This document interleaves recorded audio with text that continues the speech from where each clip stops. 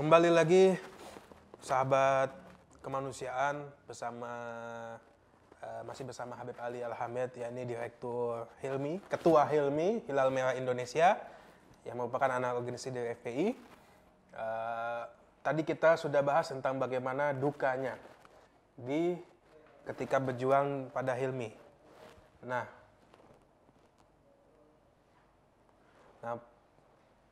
ketika berjuang di Hilmi, Habib Ali tadi sudah jelaskan bagaimana dukanya. Nah, Habib Ali, karena kamu nanya, apa sih kesenangan-kesenangan atau kebahagiaan atau kesan-kesan baik yang selama ini antum dapat ketika dalam kegiatan Hilmi lah? Gimana? Suka dukanya luar biasa ya. Ya pastinya dukanya ketika orang yang kita bantu ini walaupun memang berat ya. Khususnya yang tadi saya katakan seperti almarhumah Halimatus Sa'diyah dan wanita-wanita yang punya penyakit kanker payudara stadium akhir. Ya kita masih tetap berharap, nggak putus asa. Karena Allah katakan kan wala tai'as min rauhillah, nggak boleh kita putus asa dari rahmat Allah. Kita berharap kesembuhan, ternyata Allah punya kehendak lain. Dan ketika mendapatkan berita orang tersebut meninggal, kadang kita nggak percaya. Makanya waktu kasus Halimatus Sa'diyah, saya telepon ibunya yang ada tangisan terus-menerus sehingga untuk bicara nggak bisa. Nah udah lemes deh kalau begitu. Itu duka-dukanya. Dan banyak hal juga, misalnya ada yang kita tidak bisa bantu karena faktor satu dan lain hal. Nah, sukanya, Beb? Sukanya nikmat ketika, ya paling utama ya, kenikmatan saya personal merasa gitu. Kekeluargaan, persaudaraan, bertemu teman lagi, komunitas baru dan lain sebagainya, punya interaksi sehingga kita punya terdidik atau kita bisa merasakan bersyukurnya kehidupan ini. Ternyata masih di luar sana masih banyak dan jauh yang lebih membutuhkan. Dan dalam kondisi kayak keadaan sekarang ini butuh bantuan. Dan kita luar biasa ya sedih lah ternyata, dan kita harus bersyukur seperti itu. Alhamdulillah. Nah, katanya antum kesini datang bawa sesuatu, Beb? Oh iya, jadi memang ada beberapa bagian dari sumbangan masyarakat untuk Palestina. Jadi kemarin ketika kita ada aksi acara Palestina, aksi Palestina, kita membawa menggalang dana. Ada yang kita dan ada yang punya orang lain kita tarik. Itu ada isinya beberapa barang yang dia sumbangkan kepada kita. Boleh lihat mungkin. Nah, ini kita lihat. Apa aja nih, Beb? Boleh terangkan, Beb? Nah, ini yang di dompet ini pertama ada handphone Asus. Atau nih tipenya apa nih? Dia sumbangkan itu kepada kita dan saya berharap ini saya akan jual dan amanatnya untuk Palestina. Kedua, jam tangan merek Seiko. Dia beli, ada tanggalnya, ada tahunnya, dengan harga dulu 3.500.000, tanggal 10 bulan 8 2016. Nah, jadi dia taruh berikut. Bukan yang pasar Senen nih berarti kelasnya. Merek Seiko. Dan ini juga dia taruh di acara Palestina sehingga saya berpikir dia akan sumbangkan buat Palestina. Berarti saya harus, ya mungkin bahasanya apa ya, melelang kali ya. Iyalah. Insya Allah kalau ada yang mau pemirsa. Lebih dari 3.500.000 juga bagus. Wah, lebih lebih itu yang kita harapkan. Dan juga wanita ada yang memberi ini. Cincin, saya belum cek ini. Ini cincin diikat dengan duit 2.000. Sepertinya cincin emas. Saya nggak tahu berapa gramnya. Udah dicek asli apa enggak, Beb? Belum dicek. Itu ada sertifikatnya tuh. Terus sama jam. Hermes ya. Nah, wanita lagi nih. Dan juga cincin juga. Cincin. Nah, dari sinilah saya mengambil kesimpulan yang terakhir ini. Dia tulis Bismillahirrahmanirrahim. Coba, Beb, bacain, Beb. Assalamualaikum warahmatullahi wabarakatuh. Saya infakkan cincin emas saya untuk saudara-saudaraku di Palestina. Juallah dan gunakan untuk keperluan mereka. Mungkin uangnya tidak seberapa, semoga bisa meringankan beban mereka, walaupun cuma sedikit. Tanda tangan saudara seiman dari Indonesia. Nah, Masya dari Allah. sini saya mengambil kesimpulan semua barang yang dititipkan ke kita, mereka izinkan untuk kita jual karena nggak mungkin kita kirim seperti ini. Masya Allah ya Beb ya. Luar biasa bantuan umat Islam nih, kepedulian. Sebenarnya nih umat Islam Indonesia nih kepedulian sosialnya tuh luar biasa. Sangat tinggi, sangat luar biasa. Ah, Sangat luar biasa. hanya memang jalannya Beb. Jalannya Oh, Beb. iya. Nah, maksudnya nih bagaimana kalau ada orang-orang nih ingin ikut membantu antum, ingin ikut berkontribusi pada Hilmi. Yes. Nah, gimana Beb? Banyak, silahkan termasuk yang tadi saya katakan, buka di hilalmerahindonesia.org. Ya. Dan silahkan datang ke kantor Kalibata Office Park, kantor Hilmi. Dan menarik juga, kantor Hilmi ini baru kurang lebih berapa bulan. Dan itu kantor kita bikin dari kontainer. Kontainer. Dan itu sedekah dari orang. Sedekah juga Jadi ya? semua isi Masya Allah. kantornya pun semua sedekahan. Tanah dipinjamkan, kontainernya dibawa dari Bekasi menuju Pasar Minggu di malam hari dibawain sama orang.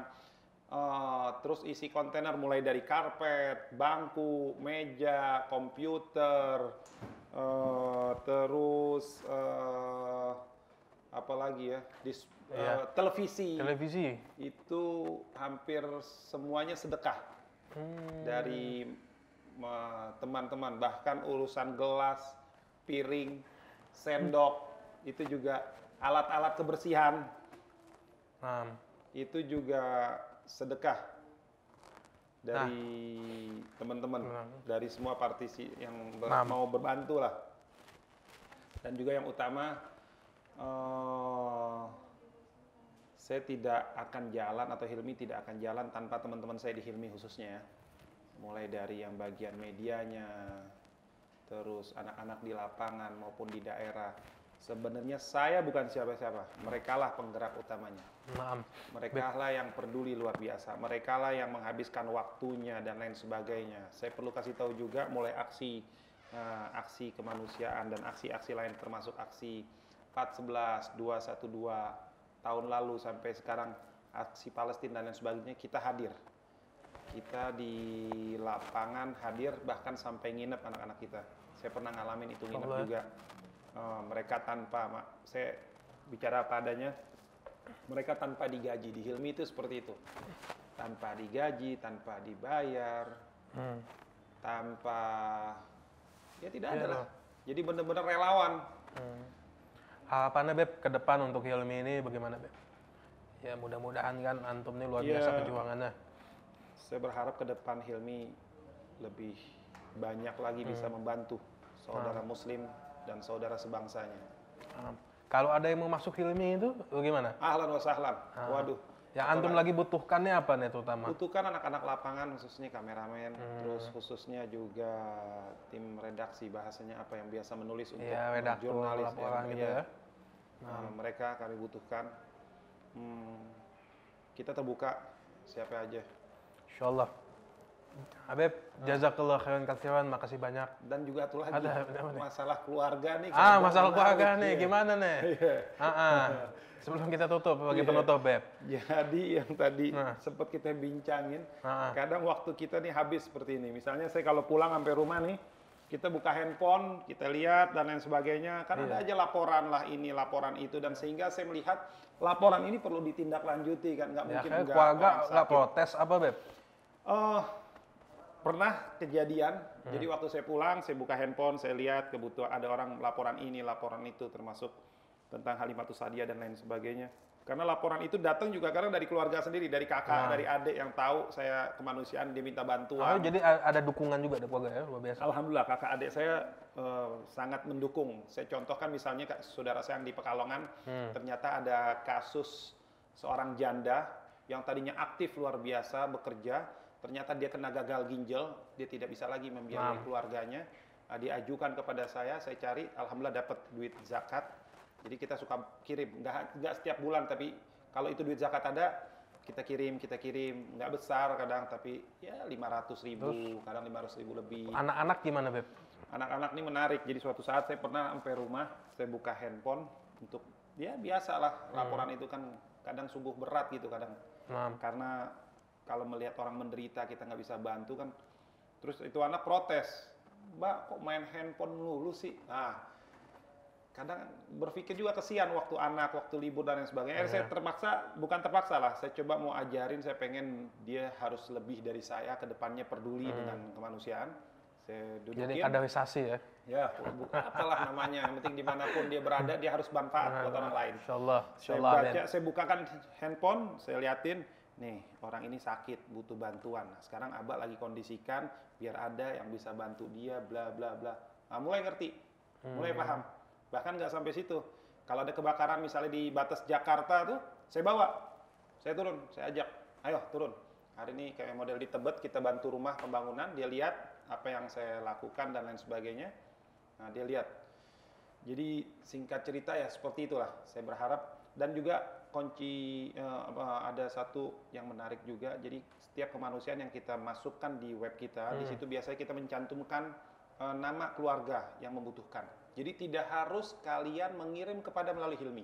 Anda bisa langsung hubungan kepada keluarga mereka, dan langsung. Itu kita membiasakan.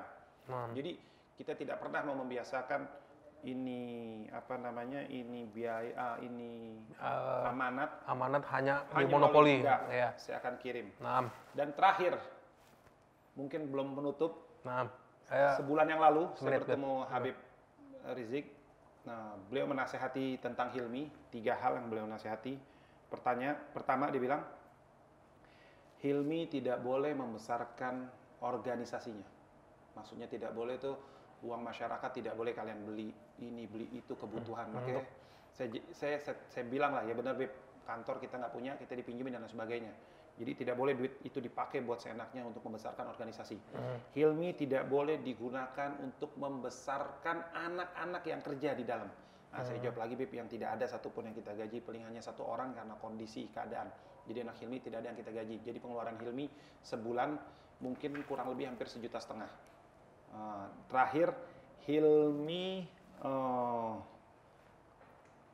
tidak boleh hanya fokus kepada anak-anak Front Pembela Islam. Mesti semuanya ya. Besarnya. Jadi Habib katakan mungkin 20% sampai 30% dan sisanya untuk masyarakat umum. Jadi itu amanat beliau. Jadi saya tekankan, kita bergerak seperti ini nih. Saya yakin betul anak-anak saya dan semua bergerak kemanusiaan seperti ini. Yang terutama bimbingan kita punya imam. Itu saya rasakan. Rasa kemanusiaan beliau. Kita semua butuh imam kita. Sangat membutuhkan. Dan yang terakhir juga, saya selalu terakhir nih, karena ini penting ya. Saya bingung nih, kita punya media sekarang di-cut terus.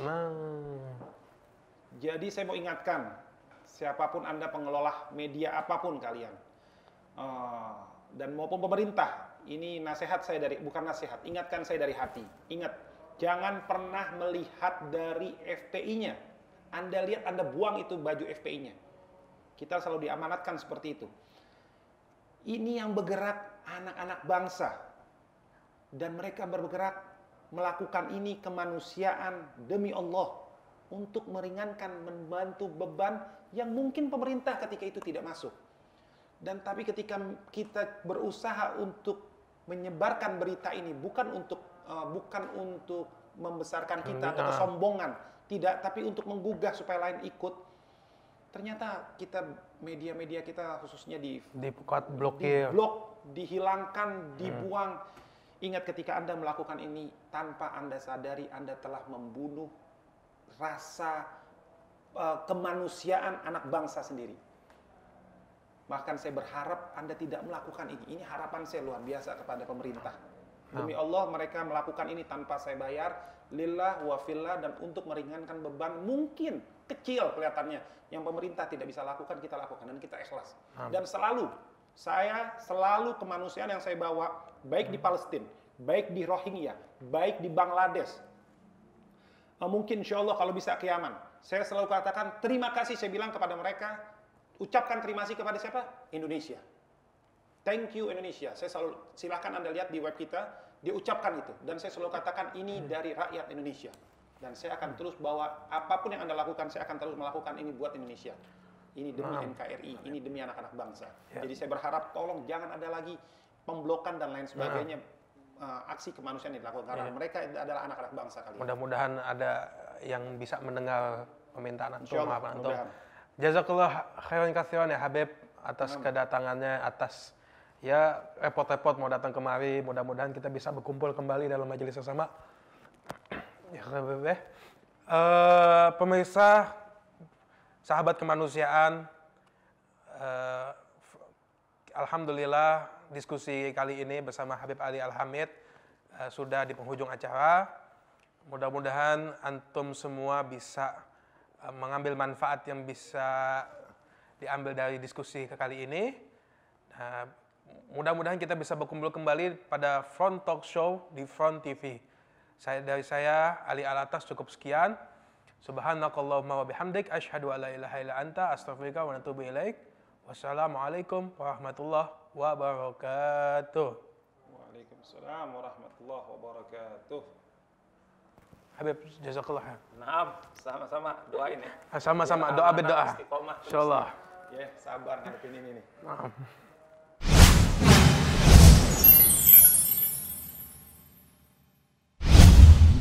حي على الفلاح